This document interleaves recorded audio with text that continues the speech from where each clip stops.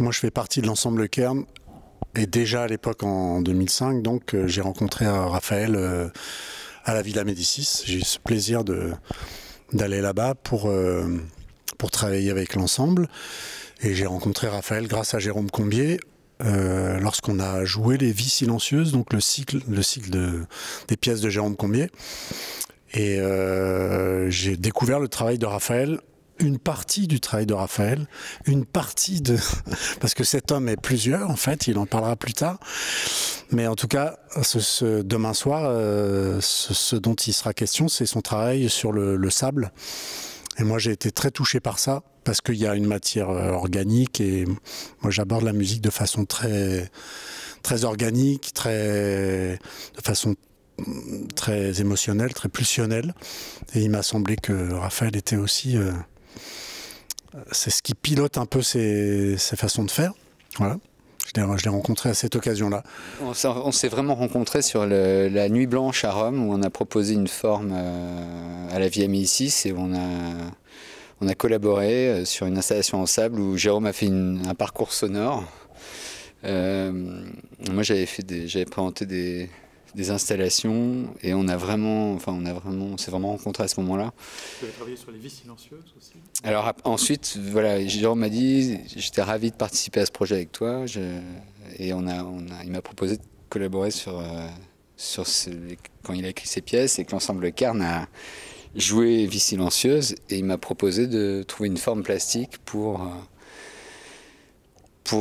accompagner les pièces que je trouvais très belles. Et voilà, et l'histoire du sable a commencé à ce moment-là. Alors à l'époque, il n'y avait pas de LED, hein, c'était des caissons, c'était techniquement assez compliqué à mettre en place. Alors, qui fait quoi pour faire vite, pour poser des premiers cadres? Raphaël, on ne sait pas s'il dessine, s'il gratte, s'il modèle, je ne sais pas comment on dit, s'il peint, il le dira lui-même.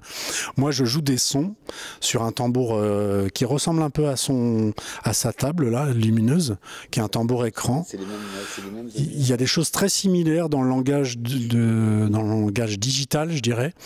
Moi, je fais à peu près les mêmes gestes sur un grand tambour écran. Et sauf que rien ne s'imprime sur mon tambour, mais ce sont des sons qui sortent et qui dialoguent avec les images qui sortent de l'écran de Raphaël. Et par ailleurs, à un moment de la performance, à un moment donné, je joue du zarb, qui est un vieux tambour iranien, et qui est aussi très digital, et qui ressemble un peu à ce que pourrait faire Raphaël dans le sable. Le sable, c'est une matière au départ que j'ai explorée, parce que j'ai travaillé le nu en peinture, au fusain en fait, où il y a un grain, où on travaille de la poussière noire. Et à ce moment-là, j'ai développé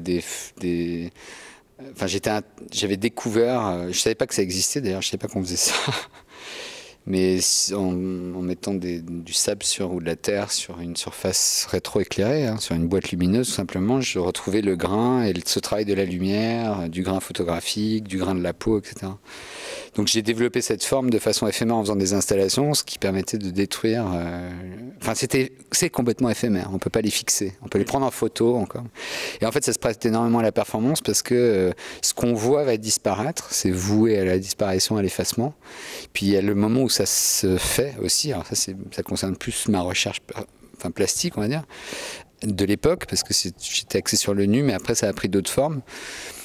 Et c'est vrai que ça se prête beaucoup, c'est pas le côté spectaculaire qui est intéressant, c'est l'idée de la naissance de l'image, pas d'une image d'ailleurs, mais en fait que quelque chose se forme visuellement, qu'on puisse le voir, une silhouette, un visage, un paysage, on ne sait pas.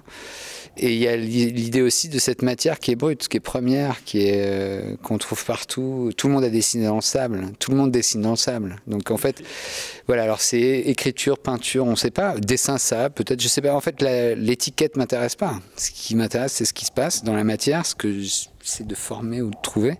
Et le travail de Sylvain, et en fait c'est drôle parce qu'en fait on s'est rencontrés avec Kern, mais il y a une chose qui va plus loin en fait derrière, c'est le rapport peut-être qu'on a chacun à notre pratique, où je dirais pas qu'il y a un parallèle, mais en fait, on se comprend dans notre rapport à notre pratique, et en plus, il y a des liens qui me paraissent évidents. Enfin, je sais pas évidents, mais qu'on a envie d'associer ou de creuser ou de créer un dialogue entre la forme visuelle et le son. Enfin, en tout cas, c'est très très dur à faire. Parce que ça serait très facile d'illustrer un rythme en dessinant, par exemple. Bon, c'est l'écueil dans lequel on essaye de ne pas tomber. Donc, quel est le dialogue entre ce qu'on entend et ce qu'on voit? Alors, et comment ça se passe? Moi, c'est vrai que c'est ma pratique quotidienne de dessiner, de peindre, de sculpter.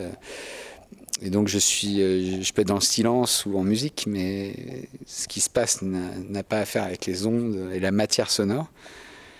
Et ce qui est intéressant pour moi dans cette collaboration, c'est de découvrir l'univers qui est pour moi totalement abstrait de la musique, du son, dans lequel Sylvain, lui, est totalement... baigne totalement et imprégné totalement. Enfin, toi, tu peux peut-être dire déployer. Non, mais c'est pour enchaîner. Ouais, ce qui est intéressant, c'est le danger dont il parle, c'est que, ce qui est facile pour moi, c'est que la musique est abstraite. Elle peut être figurative si je force le trait du rythme, si je force le trait d'une mélodie, si je reste, parce que ma culture musicale me le permet, dans des choses très bruitistes, de la matière, sans rythme. On est dans une forme d'abstraction qui laisse l'auditeur voyager, libre de pouvoir imaginer ce qu'il veut.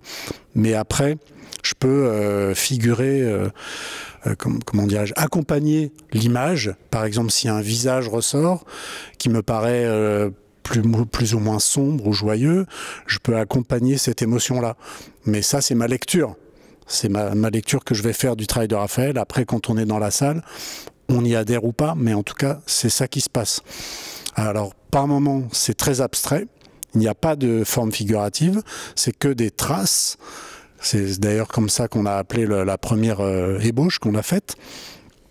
Des mouvements lents, rapides, des contrastes qui sont exactement les mêmes termes que moi j'emploie quand je parle de la musique, des tensions, des détentes, et tout d'un coup, une forme figurative qui jaillit. Et moi, j'ai le choix de l'accompagner ou pas. Voilà. C'est ce qui se passe.